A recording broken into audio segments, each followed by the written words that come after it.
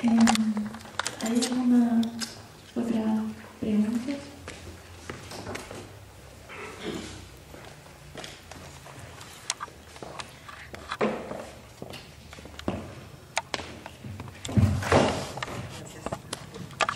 Bueno, pues primeramente felicitaros a todos porque me ha llamado muchísimo la atención que se ponga un lapso de tiempo tan largo para el debate.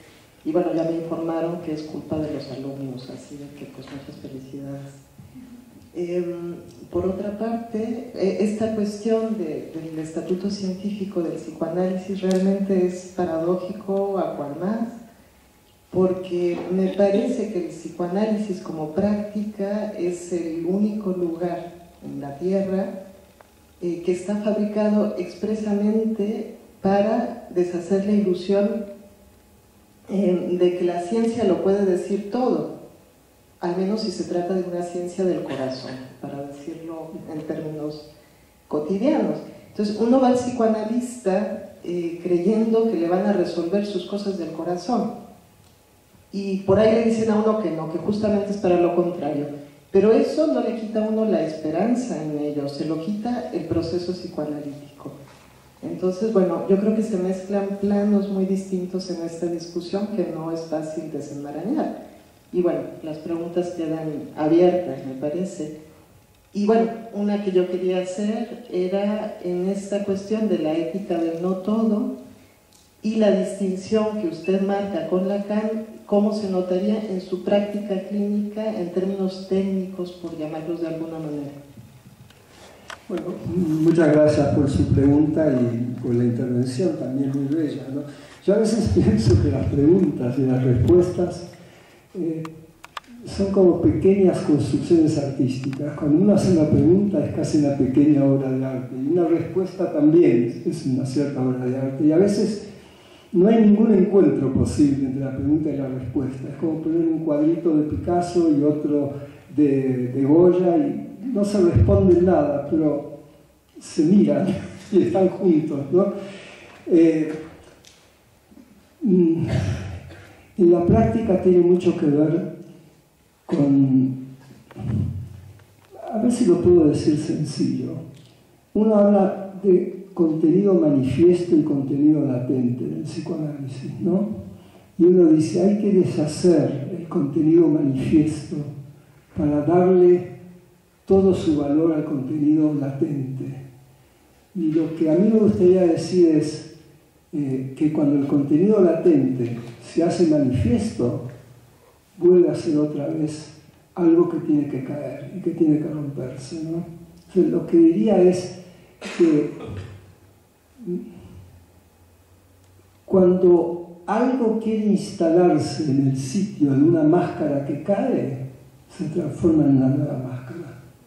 Ese sería el punto del no todo, en el sentido de la destitución. Por eso yo insisto en esta frasecita que leí antes, de que se trata de un sujeto que buscando un sentido puede soportar la castración del sinsentido, puede tolerar ese momento mítico donde la liberación es la caída de cualquier sentido que intente colocarse en el lugar de la verdad.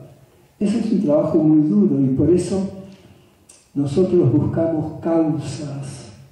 El ejemplo que di antes, la serotonina es la base de la depresión. ¿Es posible?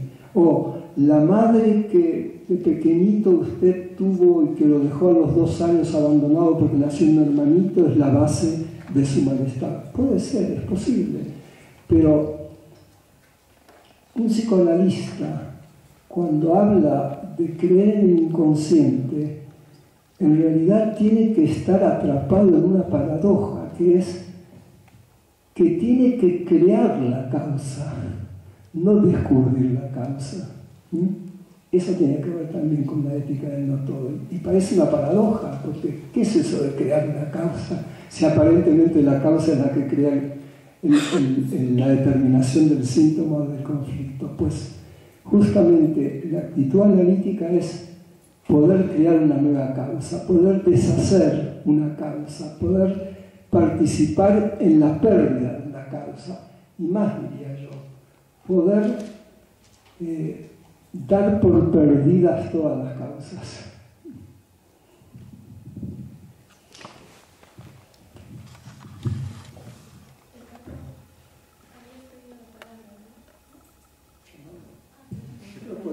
Pero podrías decir algo. Estaba despidiendo a unos amigos. Pero la verdad es que está siendo un encuentro tan rico, ¿no? tan sabroso, ¿no? que creo que para mí ahora es tiempo de disfrute, no es que me venga así algún comentario pensado, ¿no? pero sí me parece muy importante el énfasis que habéis puesto los dos en lo que os voy escuchando en el debate, en ese asumir algo que lo vivimos como decepción, y es que el anhelo de un todo es algo a lo que hay que renunciar. Y sin embargo, no por eso debe continuar motorizando nuestro psiquismo, porque si eso llegamos a considerarlo como hasta aquí hemos llegado, entonces se paraliza, se bloquea la búsqueda. Quizá por ahí lo que nos diferencia con respecto a ciertos filósofos es el que el filósofo cree que puede encontrar un todo que da sentido a lo que hace y desde el cual fundamentar una metafísica, una ética.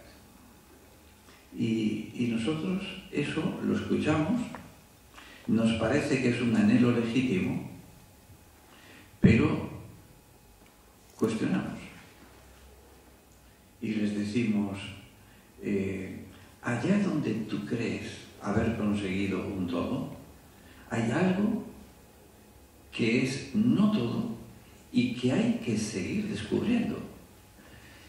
Por eso, un poco al planteamiento tuyo acerca de hasta qué punto, como psicoanalistas, hayamos podido crear un léxico, unos diccionarios tan fascinantes, porque verdaderamente, y ahí aludo a la experiencia que cada uno tiene de su propio análisis, cuando uno ha ido viviendo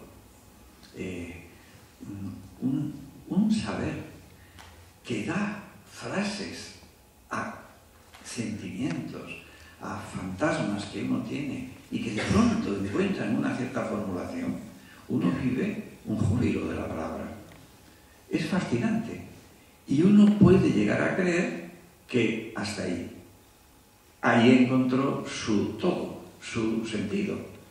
Y si el análisis continúa, y continúa bien, será necesario caer de ese creerse que allá hemos terminado.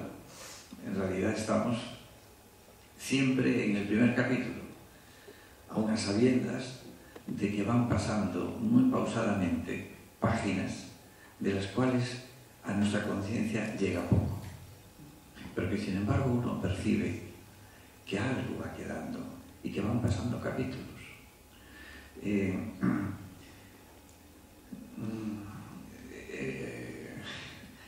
El tema de la creencia me parece que es tan fascinante, porque es necesario creer, pero es necesario desmenuzar el sentido de la creencia, de construirlo. Pensaba en algunas cosas que me han llegado acerca, por ejemplo, de cómo la exégesis bíblica está muy centrada últimamente en el tema de la resurrección. Y indudablemente uno dice, los primeros cristianos, cuando crearon los evangelistas, los evangelios, crearon algo que era fascinante. Un hombre que habla tan bien, tan sabio, que si queréis podemos ponerlo en las tradiciones anteriores a él, pero que muere por un momento, por unos días, y que luego resucita. De pronto se crea un personaje que es fascinante, porque no muere. ¿Y qué es lo que de alguna manera está tan inscrito en nuestro psiquismo como el afán de inmortalidad? Entonces, hay una cierta tendencia exegética en la cual, viendo lo difícil, el credo que absurdo al que aludía Jaime, de aceptar la realidad de alguien que no ha muerto y que sigue, cambian el acento y buscan por otro lado. Y piensan que lo importante del cristianismo primitivo no son tantos los contenidos que profesan los primeros cristianos, sino el hecho de estar unidos en una creencia de que hay algo que es distinto a lo que otras religiones están difundiendo. Y que ese algo, indudablemente, configura imaginarios y configura personajes. Y hay un Jesús, hay una Virgen, sin duda. Pero no está tanto la creencia en el objeto de la creencia, sino en el cómo uno cree. Que eso, en lo que uno cree, es metáfora de algo que es indescifrable. Y eso se comparte. Ese aspecto del compartir es importantísimo, porque cuando estamos hablando de todo este proceso de búsqueda, Adriana lo estaba comentando antes, búsqueda de un sentido y decaimiento de ese sentido, podemos pensarlo, y quizá también la filosofía por ahí puede engolfarse, diría yo, en un proceso psíquico personal. Y lo que trae el psicoanálisis es que uno solo a eso no llega. Uno llega en transferencia. Y ese aspecto es fundamental. Y el que las diversas líneas terapéuticas científicamente, empíricamente, no se pueda deducir de cuál es el análisis o la línea teórica más eficaz o menos eficaz, como una perspectiva de cura de síntomas y tal. En último término, si hay buenas transferencias, no cabe duda que el sujeto va a creer en el inconsciente, que es de lo que se trata. No sé, bueno, estoy ya por aquí, os agradezco. Lo que tú dices, a mí me gusta mucho, además, yo siempre sostuve que uno podía quedarse dentro de cualquier esquema referencial psicoanalítico si establecía una transferencia positiva, ¿no? Si uno respondía a las expectativas de la palabra significada por el terapeuta y uno creía en ellas. Y más aún, a mí me gustaba mucho decir que si había transferencias positivas, todas las mentiras que el analista decía eran verdades para el paciente. Y si había transferencias negativas, todas las verdades que el analista decía eran mentiras para el paciente. O sea que tenía mucho que ver justamente la relación del afecto con la creencia en la palabra del otro. Eso me parece importante. Pero recién estaba escuchándote algo que me gustó mucho, el tema de la resurrección, ¿no? Que yo creo que es para pensar el valor que tiene el concepto de resurrección, en el sentido de la pérdida de goce que significa la asunción de la palabra verdadera. Y en qué medida la necesidad de la creencia en la resurrección sostiene o justifica el valor de ese sacrificio que la palabra implica. O sea, en el sentido de que en la palabra se resucita al muerto, digamos, ¿no? Y esto es un punto que creo que tiene mucho que ver con la importancia de toda la ética cristiana, ¿no? Bueno, para pensarlo mucho más, pero es que realmente hay un sacrificio tan grande del ser humano que si uno no pensara que la palabra permite resucitar al ser que muere, ¿para qué? usar entonces el sacrificio de la palabra, ¿no? Que es todo lo que estamos haciendo aquí, desde hace horas y constantemente en nuestra vida, ¿no? ¿Hay alguna otra palabra en el público? Pues si no es así, me voy a permitir hacer una pregunta. En una de sus respuestas, Jaime, has hablado de que si hay una invención que tiene, por otro lado, que ver con la construcción de la dimensión específicamente humana. No es la de la rueda, ni el fuego, ni nada que no sea precisamente la invención de la nada. Una nada que se distingue del vacío porque no es un asunto físico, sino que tiene que ver o atañe a la ley. Y que es una nada solo a partir de la cual es posible construir mundo. Entonces, yo supongo que bastantes de mis compañeros tengo ciertas dificultades para comprender que por otro lado es algo que no has dejado de subrayar, ¿no? Este carácter ahuecado de la palabra, una palabra tras la cual hay efectivamente un hueco y que tiene que ver precisamente, ¿no? con la existencia de esa interdicción del goce pleno con lo real. Entonces, me gustaría saber si podrías desarrollar un poco más en detalle la consistencia, por muy paradójica que sea la pregunta, la consistencia de esta nada tan propiamente humana que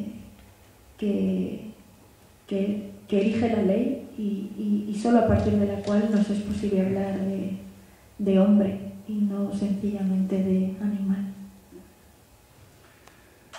Primero, Romina, te agradezco muy bien que hayas seguido este desarrollo con tanta claridad, ¿no? Que es un desarrollo que me parece bastante complejo.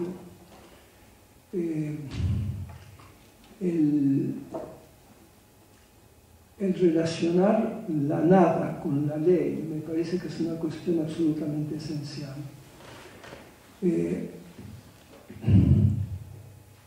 Y sobre todo diferenciarla del vacío. Yo creo que cuando en muchísimos trabajos se trata de diferenciar ley de vacío, nada de vacío. Yo creo, como tú bien dijiste, la nada surge de la impronta de la ley. O sea, la nada no tiene ninguna respuesta física, sino que es una respuesta a la existencia de lo legal.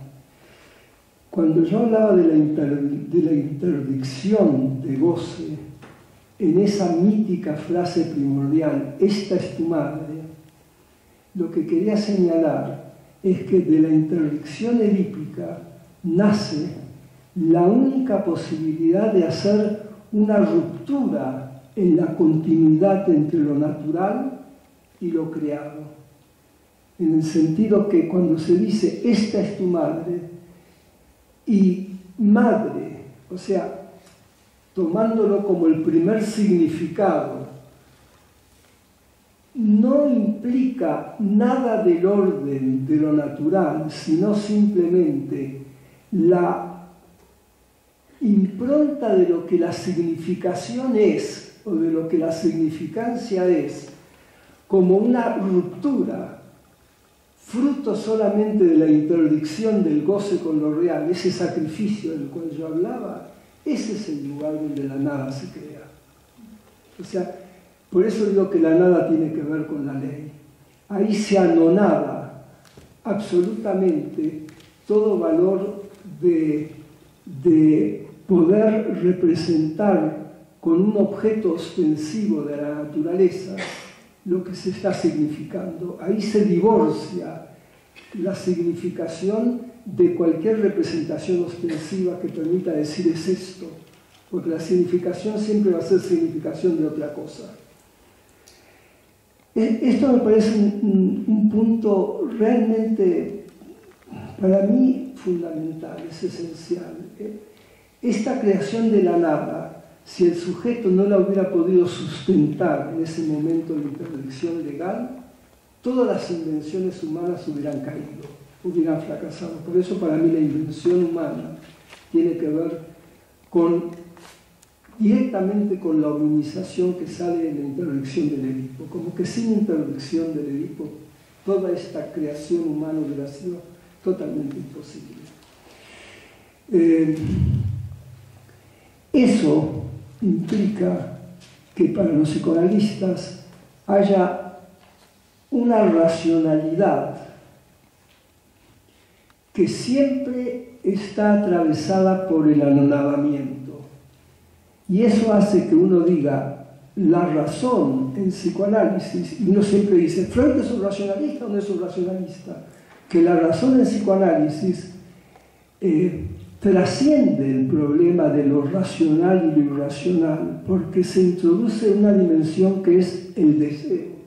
De la nada surge el deseo.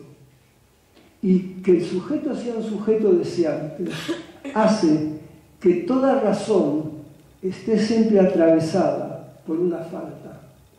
Es como si uno dijera, lo que le da valor ético a la razón es que esté separada de la verdad. Si la razón quiere transformarse en verdad, el sujeto pierde la ética del no todo y se transforma en una razón que podríamos decir que es locura de la verdad.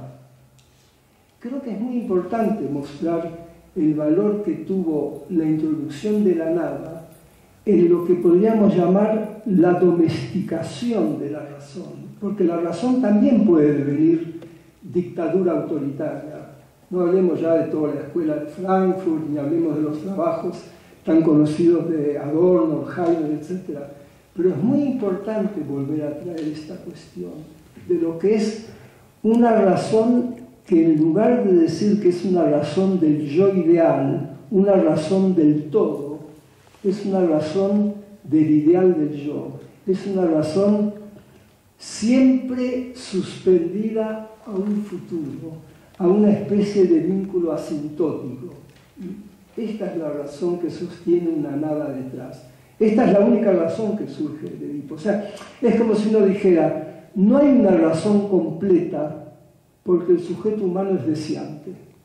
En ese sentido tiene algo que ver con lo que decía Eduardo antes de la persistencia del motor.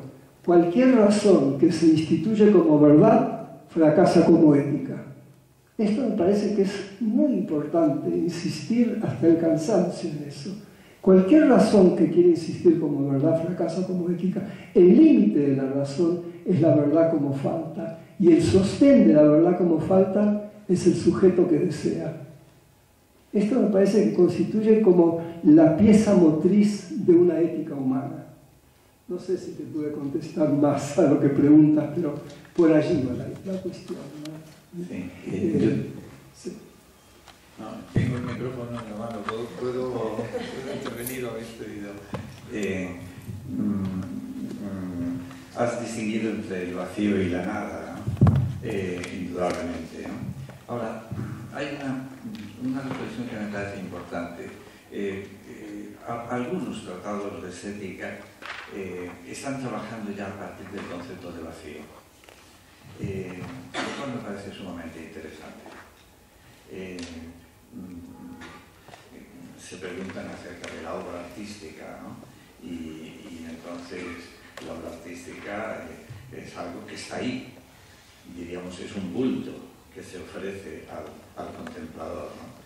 Y hay una metáfora bellísima de Ramón Gaya que dice una concavidad de silencio, y por ahí explora el concepto de concavidad a partir de estudios pasando por toda la historia del arte, ¿no? Curiosamente, cuando va avanzando en su definición de la concavidad a lo largo de los años, hay un momento en el que habla de una concavidad rasgada, que se abre. A veces dice el vacío o a la nada. Y me pregunto, ¿por qué determinada reflexión filosófica en el ámbito de la estética, de pronto empieza a pensar la nada en vez del ser. ¿Por qué el ser y no más bien la nada, ¿no? Y he tenido ocasión de seguir un poco la preocupación que tuvo Heidegger cuando él reflexionaba sobre el concepto de espacio. Trabaja a partir del concepto de espacio en que se ha movido siempre la filosofía, que es el espacio cósmico en el cual estamos.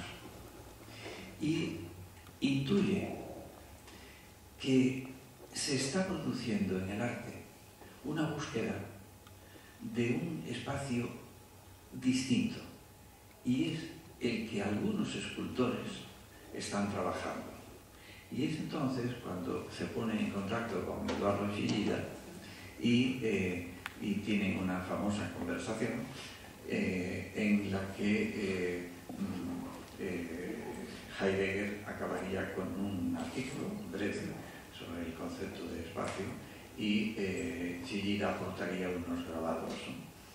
Pero lo interesante es que este artículo nos hace ver de otra manera algo a lo que Chillida como escultor no llegaba, que es una reflexión teórica sobre el concepto de espacio escultórico.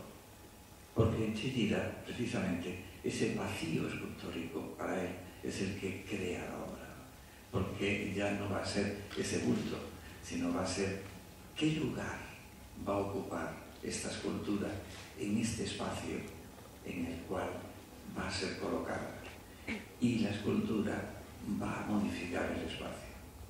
Hay algunos trabajos que se están escribiendo actualmente, me refiero a Ana María Rabe, en que habla de una escultura irónica que se construyó en una ciudad alemana y consistía en una especie de pilar grande de 6 metros y arriba 2 cerezas rojas muy llamativas. Y por otra parte era un pilar curvilíneo, no era recto. Y claramente está hecha con una intención irónica y se coloca ahí. Y hay fotografías en las cuales se ve una plaza pequeña y la columna colocada ahí. Va pasando el tiempo y los habitantes se encariñan con esa escultura, hablan de ella, la van invistiendo, y años después retiran los coches, ponen zona jardinada, ponen bares, con lo cual esa escultura genera desde su concavidad, diríamos, desde su vacío, genera un espacio distinto. Me parece que, bueno... Es precioso lo que dice, crea un mundo, ¿no? Crea un mundo. Perdón, no sé si quiero decir, es que la única cuestión que yo quería agregar es que hablar de la nada desde metáforas naturales no me termina de satisfacer. Por eso es interesante el ejemplo que tú das, ¿no? Es como que ese vacío, porque claro, siempre decimos vacío y nada, y a mí me gusta más hablar de nada. Yo diría que la nada es más difícil de hacer que el vacío, a pesar de que los físicos dicen que por más que se vacíe el vacío, está lleno de nuevas partículas, de nuevas cosas, todo lo que se busca ahora buscando la partícula de Higgs, etc. Mientras que en la nada no hay nada que buscar. La nada es como una construcción puramente ligada a la ruptura del lazo entre el significado y la cosa. Ese lugar de la nada es el que crea un mundo. Y en ese sentido, antes hice una alusión a por qué en el mito del Génesis está prohibido al ser humano comer del árbol del bien y del mal. Lo cual es una paradoja, porque si el ser humano comiera de ese árbol, se volvería el sujeto ético que Dios quiere, supuestamente. Pero tal vez tiene que ver con que el acercamiento a lo ético y el acercamiento a la ley que implica el vínculo con lo ético permitiría que el sujeto pueda advenir a la construcción de la nada. Y si adviene a la construcción de la nada, adviene a una posición divina, o sea, porque desde allí, como en el ejemplo que tú das, puede crear un mundo. Y en ese sentido, Dios podría estar celoso de que el sujeto humano pudiera tener la nada en vez del todo del paraíso, porque desde la nada se crea un mundo. Es muy interesante toda esta concepción que tú cuentas, y me hace pensar, por ejemplo, en el Guggenheim en Bilbao, cómo Bilbao cambió totalmente alrededor de la instalación del Museo Guggenheim, se transformó en una ciudad hermosa, justamente porque ese objeto creó un mundo nuevo, ¿no? Sí. Yo diría que los escultores y los urbanistas, es algo que ya ha trascendido el mundo de la escultura, sin saberlo, trabajando desde el vacío, están construyendo una metáfora de la nada. Sí, estoy de acuerdo. Sí.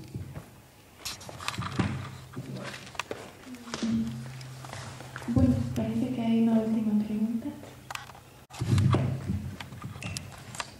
Bueno, era un pequeño detalle, me da un poco de apuro después de estas intervenciones tan estéticas, pero escuché cómo hablaron con tanta generosidad los psicoanalistas de que daban, si había transferencia, al final los tratamientos podían ser tan efectivos, por llamarlo de alguna manera, o tan benéficos.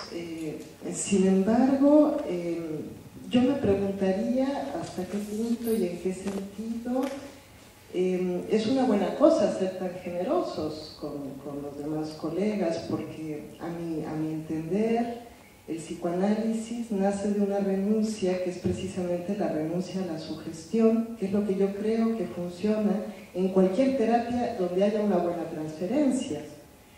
Y entiendo que el psicoanálisis, su especificidad tendría que ver con que se propone la destitución de esta transferencia, por agradable que sea. Ahora bien, a lo mejor resulta que un psicoterapeuta que no sepa nada de psicoanálisis sabe destituir esta transferencia mejor que el más famoso de los analistas.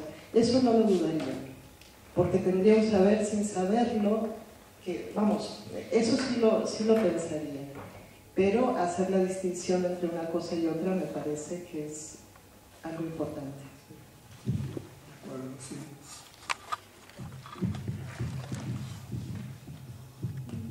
Bien, no sé si nuestros ponentes quieren hacer algún último comentario o si podemos dar por... No, de verdad insistir y subrayaros en nuestro agradecimiento por este espacio que posibilitáis de reflexión y de encuentro y además con calma, algo que echamos de menos tantas veces incluso en los ámbitos académicos. Sí, yo lo mismo, agradecer el encuentro, enfatizar en qué bella y hermosa labor hacéis con este encuentro y también celebrar el encuentro con Pedro Chacón, que hace mucho que no nos vemos, y el placer de compartir tantas ideas con él, que fue una casualidad muy agradable.